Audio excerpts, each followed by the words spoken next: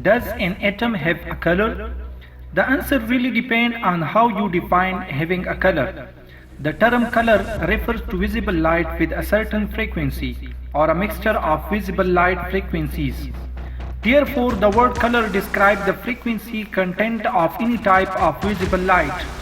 Anytime visible light is present, we can describe it as having a certain color.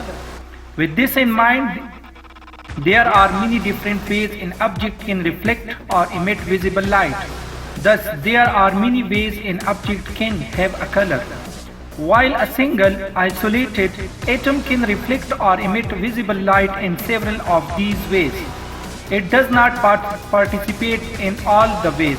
If you define having a color very narrowly such that it only includes certain mechanisms, then atoms do not have color.